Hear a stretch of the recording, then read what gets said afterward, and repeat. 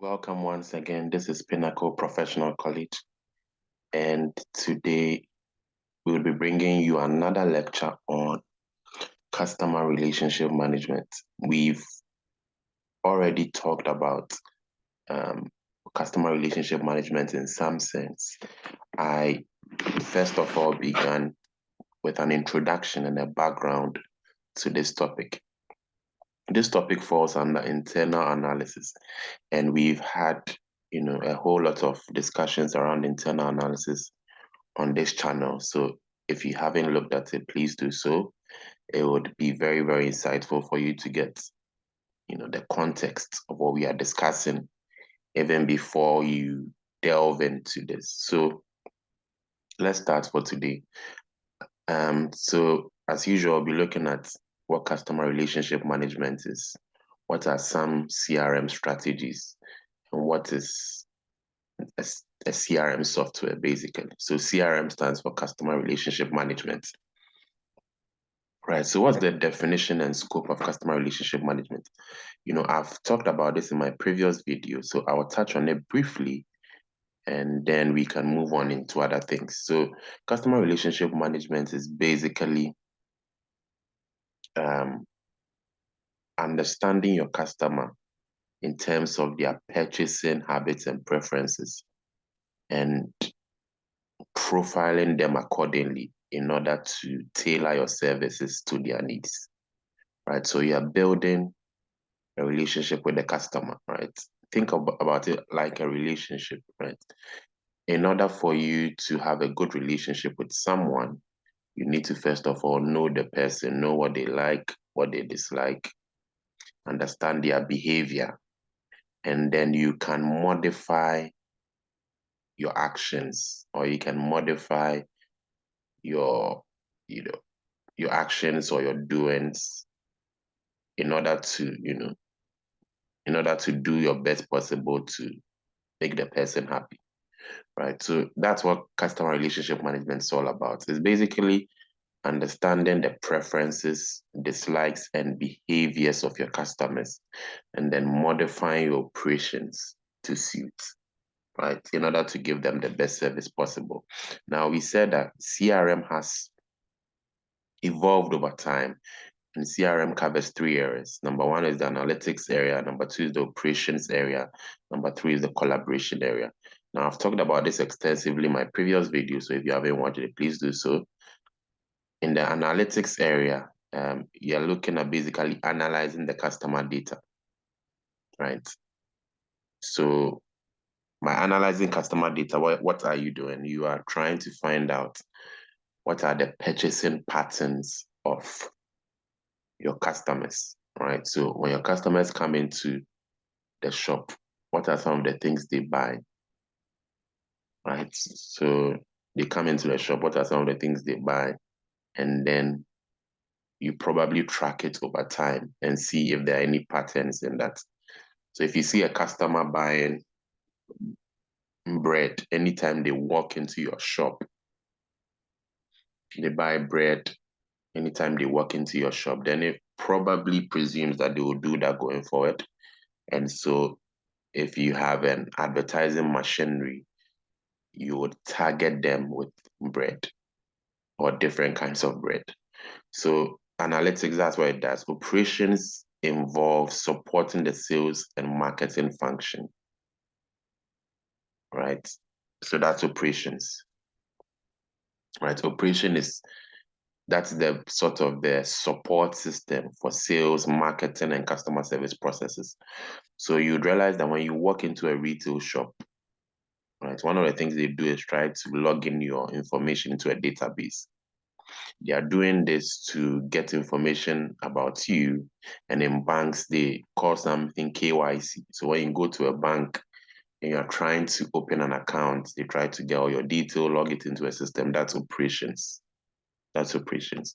And then you have collaboration. So collaboration is basically the direct interaction with customers, right? You interact with customers. So you can interact with customers through their phone or through the email. There are many channels you can interact with customers. So, for example, if you buy something online they'll ask you for your email address, and even after your purchase, they try to interact with you, show you more and more products. That's what we call collaboration. So let's move on to CRM strategies, or customer relationship management strategies. Let's move on to that. So first of all, we cannot talk about customer relationship management strategies without breaking it down. The first thing we need to know is there are several parts to this whole customer relationship management game. The first is acquisition. First of all, you have to acquire the customer. You have to bring the customer in, right? So acquisition is basically the process of attracting new customers. The process of attracting new customers to make a first purchase. That's the whole idea, to get the customers to buy first time, and then hopefully they can buy subsequently. E-business acquisition techniques include, so here you are specifically looking at acquiring customers through electronic media. So what are some of the strategies when it comes to electronic business acquisition? Number one, you profile potential customers and market segments. You profile potential customers and market segments. Now, what does this mean? Their customers have different characteristics, so it makes sense to profile them. You profile them based on certain characteristics, right? So in terms of what do they buy when they enter your shop, what do they buy? That could be a way of profiling them. What time do they come into the shop? That could be another way of profiling them. How much do they spend every week? That could also be another way of profiling them. So you have to profile your potential customers using customer-specific online promotion and incentive. Remember, this is electronic media. So you use online promotion, online incentives based on the profiling. You can also use direct email, you can use banner advertising, you can use search engine registration and directories. So this is one of the things they call search engine optimization, where you basically optimize the search engine, which is Google. You register and you give yourself some kind of presence online. In order to target the right client base, a company should analyze the target clients to decide who to target and how to reach them. All right, so this is very, very important. One of the things you need to know is that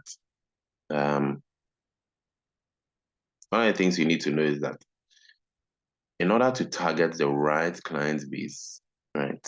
In order to get the right client base, a company should analyze the target clients. Right? You should analyze the target clients and decide who to target. Right? You as a company should decide, who am I targeting? And once you decide who you are targeting, then you can basically come up with a strategy on how to reach them. Now, when targeting consumers, segmentation of the consumer market on the basis of buying habits can also assist in improving the effectiveness of marketing, right? So basically, all we are talking about here is you target and then you find a way to reach your target. Now let's move on to other things. So we've talked about acquisition. Now let's move on to retention.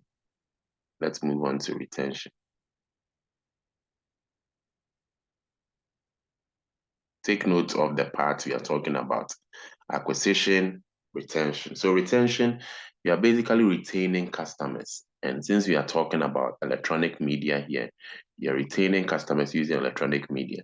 So what is customer retention? Customer retention is basically the conversion of first-time buyers into repeat customers. So you do not want somebody to just buy something from you. Like if you have a barber shop, you do not want the person to come to your barber shop only once and that's it. you want them to keep on coming. So that's what retention is all about. You convert first-time buyers into repeat customers. The most likely form of retention is the repeat purchase of the same or similar product or service. So what are some strategies here for retention? One of the key things to retain customers is follow-ups and reminders, right? So you send personalized messages to customers as a way of following up on them and reminding them, right, in order to get them to come. There's also another thing we call permission marketing. Permission marketing. So you might have seen this when you go online to buy something. You would have the option to opt in or opt out in terms of providing your email, right? So it's called permission marketing. You're basically giving the organization you bought from your permission to send you marketing reminders or marketing information, right? So you check a box. If you opt in your email, you will receive marketing information. It's a good way to turn first-time buyers into repeat buyers. Another way to retain customers, which you might know, are loyalty schemes, right? These days, organizations do a lot in terms of loyalty, just to get people to continue to buy. So they provide all kinds of discounts for loyal customers and undertaking all kinds of promotions in order for customers to keep on buying. There's also order tracking, and there's also help desks, right? Help desks go a long way to keep customers. And how that happens is because customers want solutions to some of their problems. So if your organization doesn't have any help desk, any help desk is basically a customer line that helps customers with issues. So if your organization doesn't have any help, they buy one thing. If they need help another time, and there's no help, they might as well go to another company, right? I hope that makes sense. If you have any questions, you can drop them in the comment section and I'll respond to it. So enrolling customers in a community so they develop brand loyalty, right? So what some organizations have done is when you buy a product, they put you into a community. They put you into a community. And that community, those people in that community develop what we call brand loyalty. They become attached to the brand and they have interactions and conversations about the brand. And this helps to keep them buying. It helps to keep them buying. It's basically like a fan base, sort of, right? Retention ultimately requires an organization to understand individual customer needs, maximize the service quality for each client, and once again, select the appropriate channels for making contact, right? So once you have acquired them, you have to retain them. And by retaining them,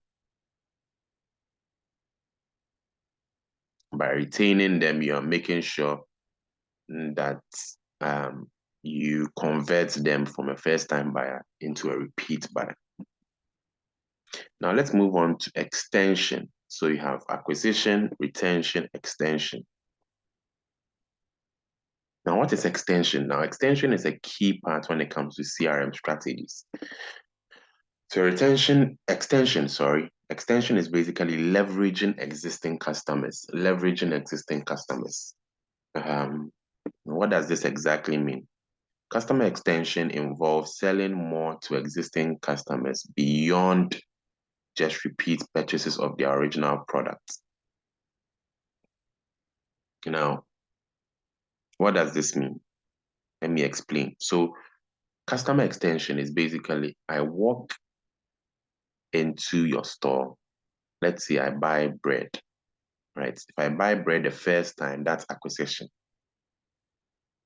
If I come again next week and I come and buy bread again, and the following week I come and buy bread again, that's retention. Now, extension is moving me from bread to, let's say,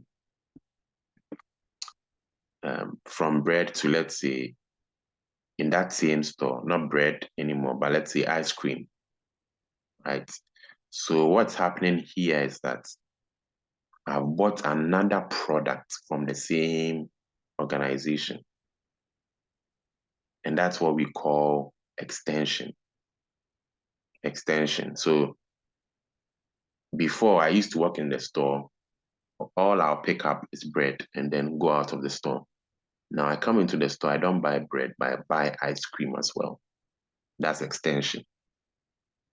So it involves selling more to existing customers beyond just repeat purchases of the original product. Keyword is original product.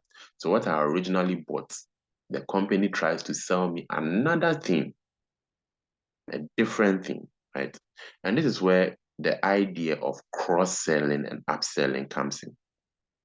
Now, when we say cross-selling is basically where a customer buys another product, right? Where a customer buys another product, of the same level, right? When you buy another product of the same level, right? So what do I mean by this? Let me explain. So cross-selling is basically selling related or complementary products to an existing customer. It's basically selling related or complementary product to an existing customer. That's cross-selling. So for example, if somebody comes to, let's say comes to your phone shop and comes to buy a phone, right? And then when they buy the phone, they buy, let's say, a headset or earpiece. That's cross-selling. That those are complementary products. But upselling is different. Upselling is different.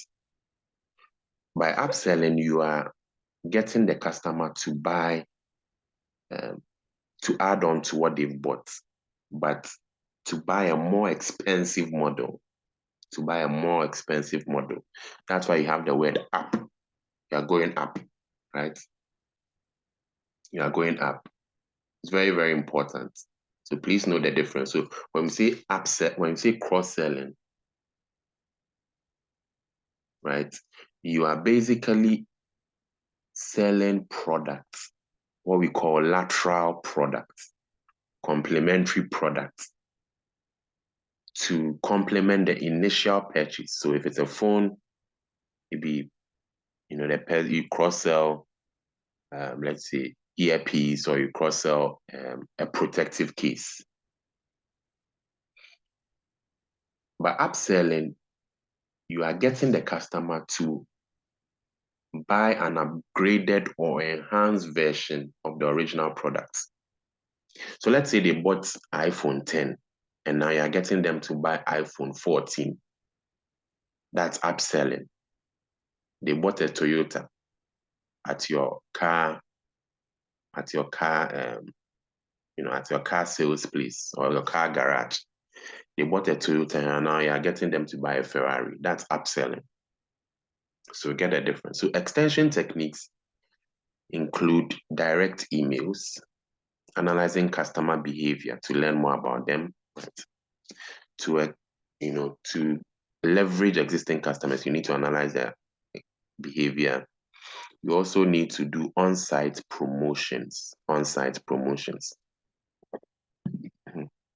So there are two kinds of marketing. There's what we call transactional marketing, and there's also relationship marketing. You have transactional marketing and you have relationship marketing. So what is transactional marketing? What is transactional marketing? So transactional marketing is basically, it comes from the word transaction, right? So I'm doing something for you with the aim of getting something in return, right? So it's a short-term, it's a short-term thinking, right? When it comes to marketing, it basically seeks to maximize returns from individual transactions. So all you're trying to do in transactional marketing is you're trying to market something to someone in order to get money from them in the short term. And there are people who market this way. They do not think long term. All they are trying to do is get money, transactional. But relationship marketing is different. Relationship marketing, you basically focus on building a relationship with your customer, right? Building a relationship with your customer, and that's long term.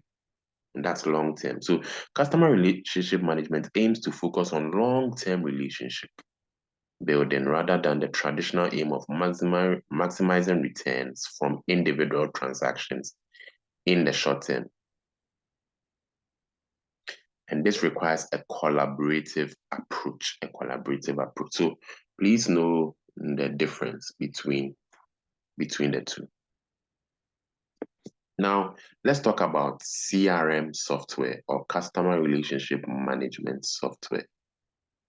Yes, let's talk about that. Very, very important. So a number of off-the-shelf CRM software applications are available. These are the cheapest software solution for companies, although off-the-shelf packages are not always ideally suited to the specific requirements of the individual company. Some companies have developed or purchased bespoke CRM systems. Right, so some companies do have a tailored CRM system. So then what are the functions of a CRM system? Number one, they collect information. Number two, they store the information. And they also have the capacity to give access to the information. Right? So number one, collect, store, access, and they also analyze customer behavior. They analyze customer behavior as well. Very, very important. Another thing the CRM system or software will do is that it does not just analyze customer behavior, but it analyzes it in such a way to develop an effective marketing strategy. Another benefit of a CRM system, it gives a better experience to customers when they call the company. Very, very important. So let me give you an example of that. When you call, let's say, when you call, let's say, a telecommunications company, right? Or even your bank or something, because they have a CRM system, they'll log into the system and they can tell you some of the transactions you've done. Oh, okay, you did a transaction on the 28th of June, 2019 for an amount of $5,000. I can see that this is what happened in the account. And it sort of gives you, the customer, a better experience. You do not have to, explain yourself so much because the person on the other end has a record of all your activities. So those are the functions of a CRM system. Number one, it helps to collect information, right? It helps to store the information. It gives access to the information. It helps to analyze the information, which then gives you the ability to develop a more effective strategy. And it also overall gives customers a better experience. Another thing I didn't talk about, which was the last thing, is that a CRM system helps you to monitor key customer management performance indicators, right? So because it's a system, it gathers all kinds of information. So for example, the CRM system would help you to know the number of customer complaints. What are what has been the number of customer complaints that have been logged into the system, right? So it helps you to monitor these indicators, right? And so it's a very useful tool. I hope that's clear on that end. Now, let me go through this example to sort of bring together everything we've been learning so far. So CRM for handling telephone queries from a customer might operate as follows. So a customer would phone up, right? The telephone system recognizes the incoming number, and the customer's record on the CRM is displayed on the screen of the call operator. So a customer will call, and the telephone system that you are calling would recognize your number because the company would have your number. And then the customer's record would be displayed on the screen of the call center person. The customer's record might contain the customer's name, the address, the contact name, the job title, purchasing authority, personal notes, etc. So the customer's record will have all these things, right? And then after the conversation ends, the log is brought up to date with the details of the conversation. So it will update the customer's record with the conversation they just had. So what does customer relationship management do? It allows the company to offer customers a much better service. It does not matter who deals with the telephone call. Full information about the customer is available for use by anyone. Like I said, you see, it's being talked about here. In particular, having details of previous conversations will save customers from having to explain yet again what might have happened in the past. Areas that learn, you see, so the customer doesn't have to explain themselves over and over again.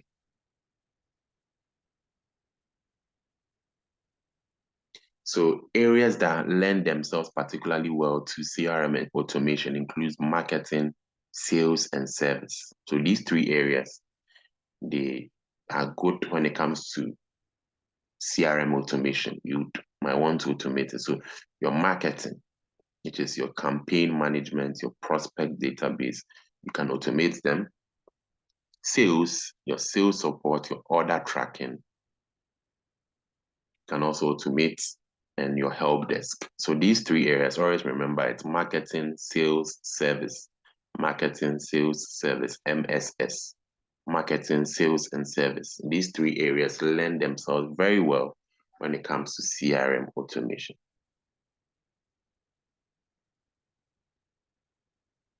Now let's move on to resources and competencies. Resources and competencies. Resources and competencies. An entity uses resources to provide products or services to its customers, right?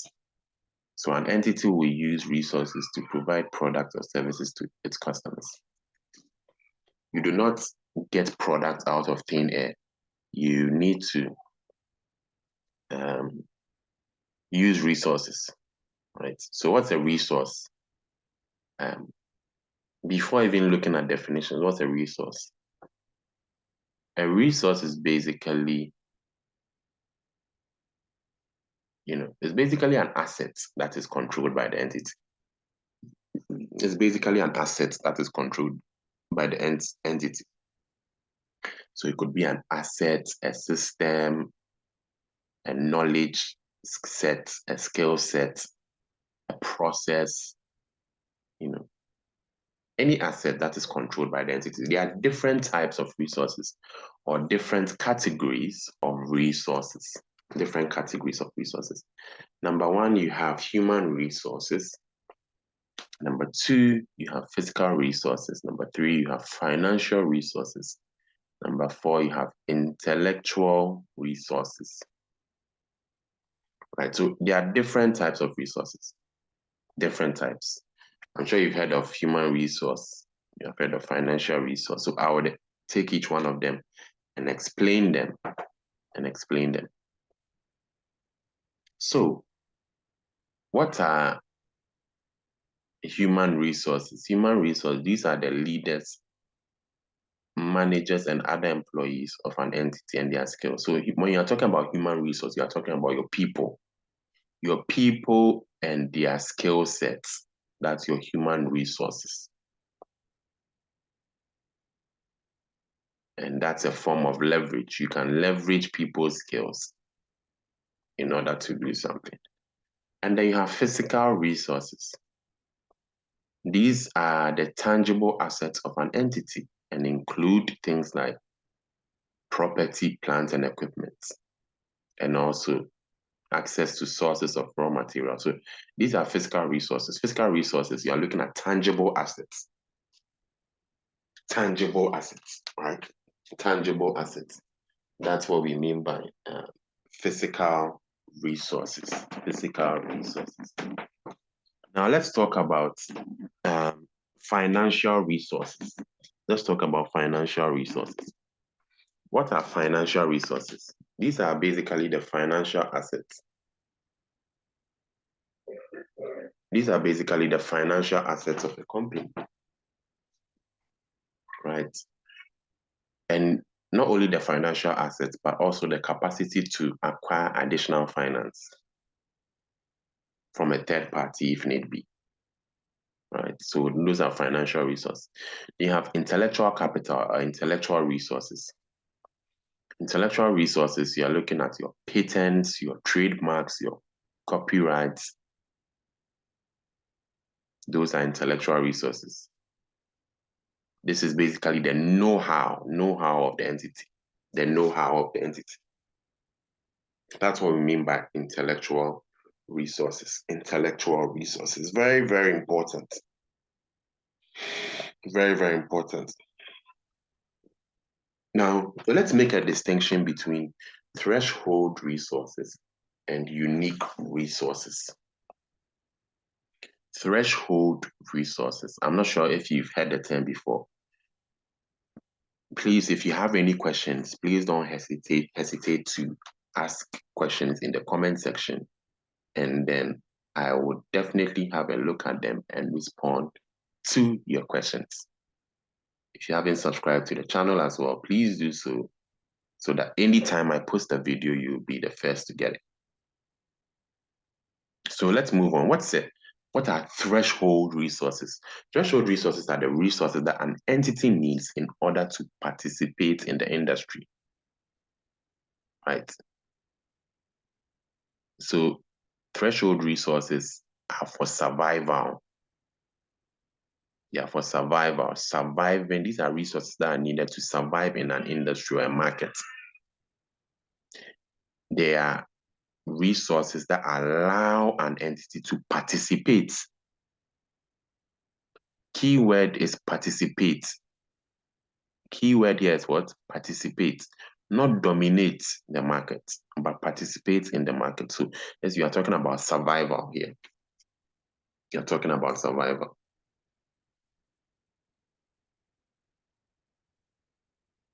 Very, very important. Very, very important. So that's what we are referring to here. We are referring to threshold resources. So here it says threshold resources are the resources that an entity needs in order to participate, you see, in the industry and compete in the market. Without threshold resources, an entity cannot survive. See, the keywords are coming up here. Then you have unique resources. These are resources controlled by the entity that competitors do not have and will have difficulty in acquiring. Right? These are resources that competitors do not have and will have difficulty in acquiring.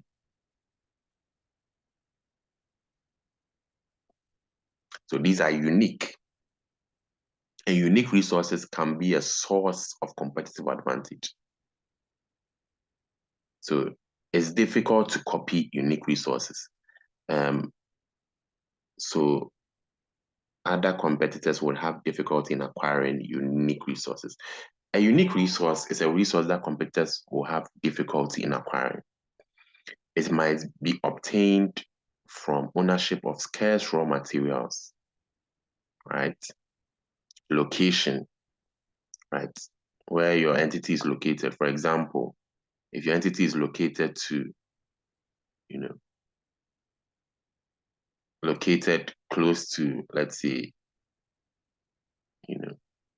close to the city center, for example, you have some additional benefits there, right? You have some additional benefits. So a unique resource,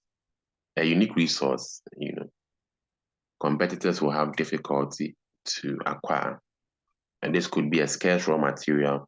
This could be dependent on your location. And this could be a special privilege as well. So if you have like a patent or a unique franchise, that's a special privilege. I hope you get the difference. So threshold resources, you are looking at resources that help you to participate in the market. So unique resources, these are resources that are difficult for competitors to acquire. Unique resources are a source of competitive advantage, but they can lose that uniqueness over time. That's what you need to know. You can be unique today and not unique 10 years down the line. So, for example,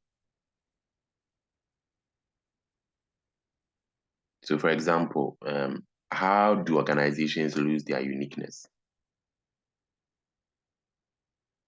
Right? How do organizations lose their uniqueness? So, for example, an organization hires or recruits a director, right? And this director is very, very talented. He has experience. He's done several things in different companies, right? Then another company sees this director and poaches him or persuades him to join them, right? So in that case, the first company that recruited this director would lose him, right? So that's how you can lose that uniqueness.